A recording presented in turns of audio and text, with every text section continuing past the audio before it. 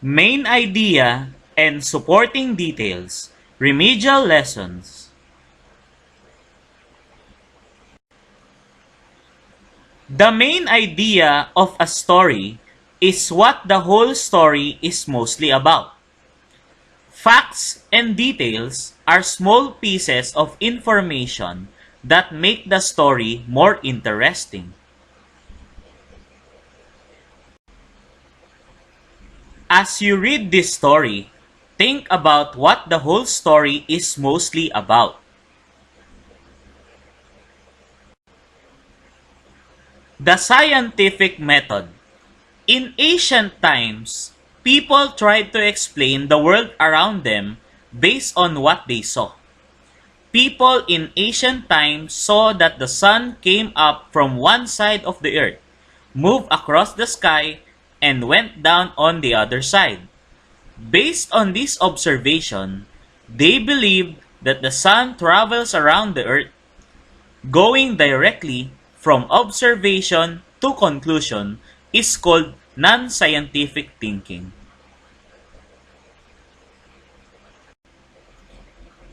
Here is an example of non-scientific thinking.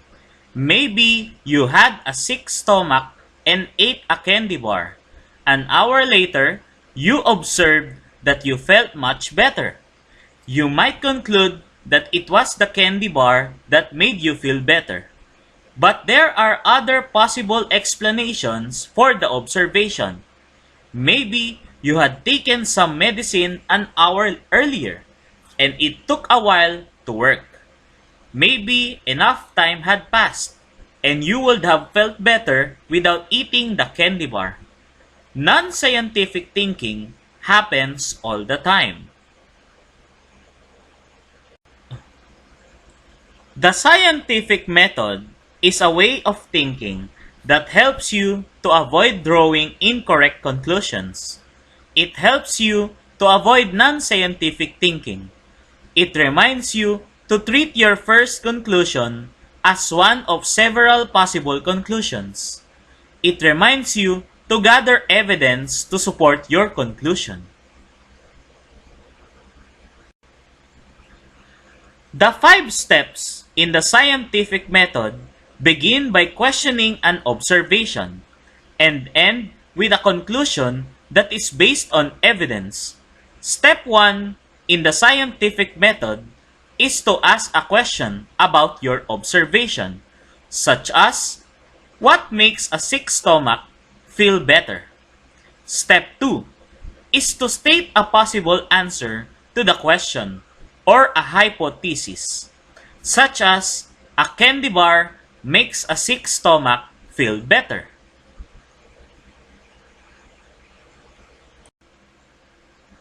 Step 3 is to test the hypothesis. This can be done in many different ways. You could wait until you have a sick stomach again, eat a candy bar, and see what happens. You could ask a lot of people if eating a candy bar had ever made a sick stomach feel better. Figuring out how to test a hypothesis is what makes science challenging. Step 4 is to think about the findings. Think about what happened when you tested the hypothesis. Step 5 is to draw a conclusion and share it with the rest of the world.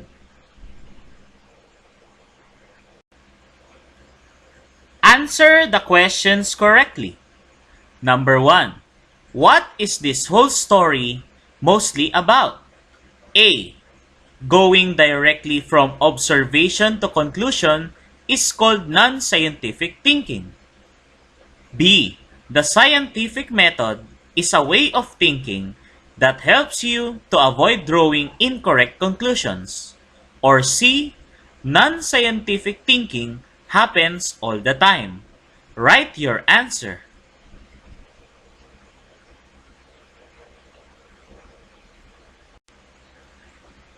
The correct answer is letter B. Number 2. Which of these is a small piece of information from the story that makes the story more interesting? A. People in ancient times believed that the sun travels around the earth. B. People in ancient times knew that the earth was round. Or C.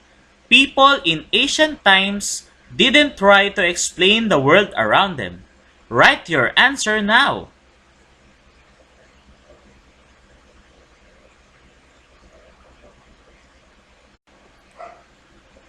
The correct answer is letter A. Number 3. Which of these is a small piece of information from the story that makes the story more interesting? A.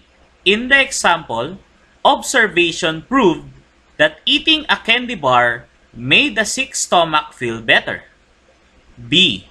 In the example, there could be several reasons your sick stomach felt better after you ate a candy. Or C. In the example, there is only one explanation for why a sick stomach will feel better after you eat a candy bar. Write your answer now.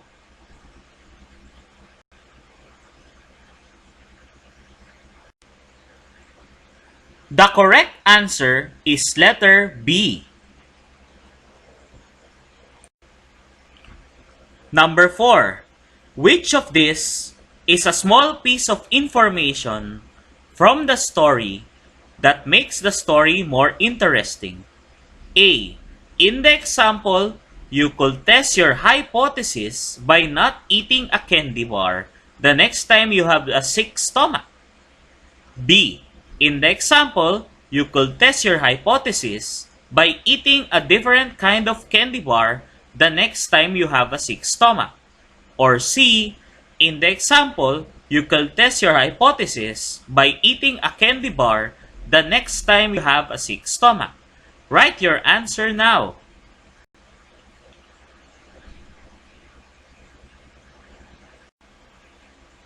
The correct answer is letter C. What's your score? Write it in the comment section below.